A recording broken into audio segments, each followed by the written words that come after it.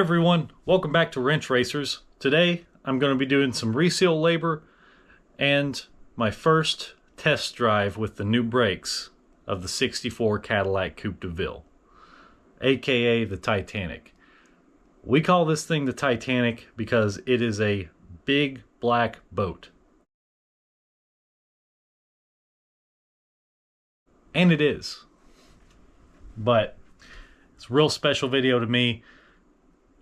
Really nice to drive these cars once you get all the work done. So just stay tuned and enjoy. So hit a little bit of a snag here. Got this valve cover all unbolted and everything, but it can't come off because it hits the bracket for the compressor. And I've tried finagling it around. There's no way. This bracket has to at least be loosened, possibly come off. But so yeah, I'm gonna get started on that.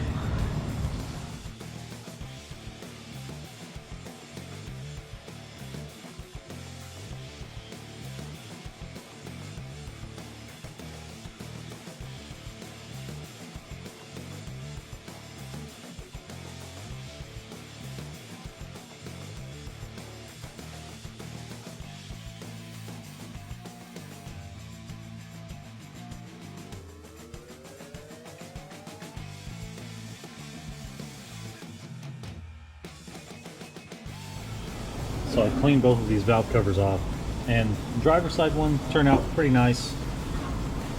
It's got a couple problem spots, but over here, this guy on the passenger side has got a bunch of paint coming off, so that's going to have to be addressed. We can't put this back on the car like that because this car is far too nice to have bad looking valve covers on it. So I'm going to start with removing all the paint from this, and then I'm going to scuff this up and spray it.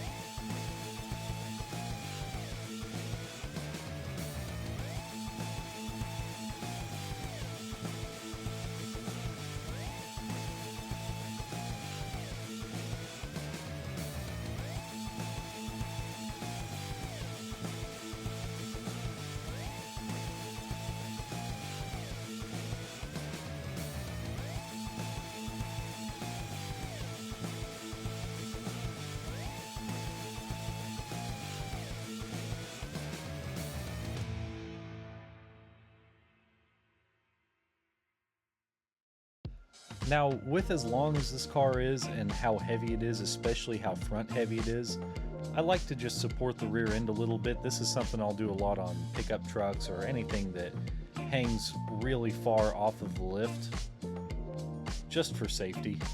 So I got this thing up in the air, getting ready to do the transmission pan gasket and the filter, but I noticed that it's all covered in oil. So before I can proceed any further, I really need to degrease the underside of this engine. So that's what we're going to do next.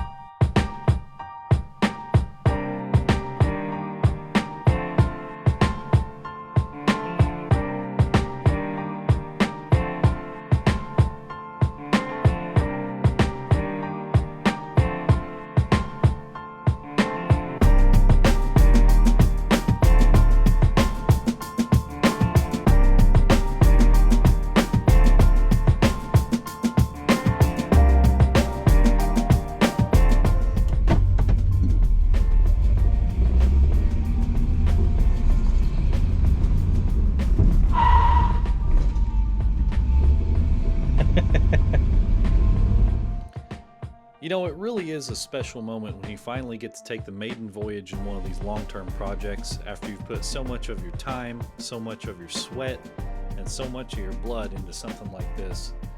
It really is surreal when you get to take it out for that first little shakedown to see if everything's all right.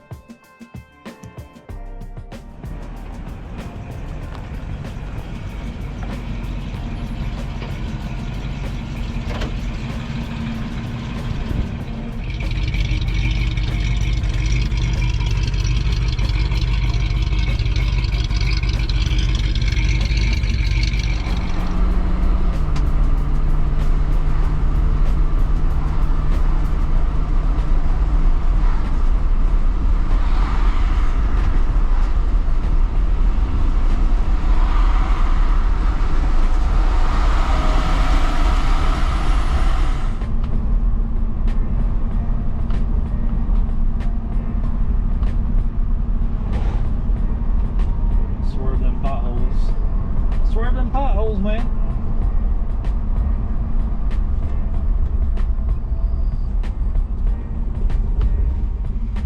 Let me tell you guys, this thing is as smooth as a cloud. I drove over some train tracks earlier and my other car, pretty uncomfortable to do that. But in this thing, I can barely even tell they were there. Now I will swerve the occasional pothole because these wheels are just so nice, I don't want to mess them up. But check this thing out, guys. One finger. This thing's got that one finger, that literal one finger power steering. This thing is just so smooth. I love this car so much. Only thing I would change about this thing is whose name's on the title. I mean, I swear I would drive this thing all the time if I owned it. That's the saddest part of this whole thing, is that it's not mine. Now this thing does take an entire football field to turn around because it's 75 feet long. We did give this project an unofficial name in the shop. We call it the Titanic because it looks a lot like the Titanic and it drives a lot like the Titanic. But the Titanic didn't steer this smoothly. I mean, obviously. Iceberg, right ahead! On the starboard! Starboard!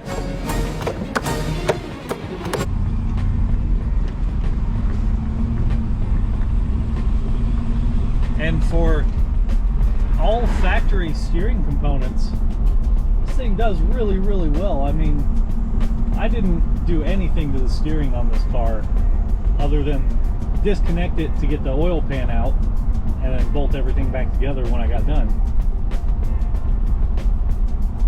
Sounds like I picked up a little piece of gravel in one of the tires. It's no matter. Buttery smooth, look at that. I'm going around the roundabout right now with one finger. I'm gonna get out of the roundabout with the same finger. That's amazing. That's my left hand too. All right, time to put her up. Check out under the hood on this guy. Got all my reseal work done. Painted a bunch of stuff. The thing turned out super, super nice. That's my new master and booster. Yeah, I'm really proud of this build. So yeah, that's gonna do it for this video. I just wanted to thank everybody for watching. Remember to like, comment, and subscribe, and we'll see you in the next video. Thanks.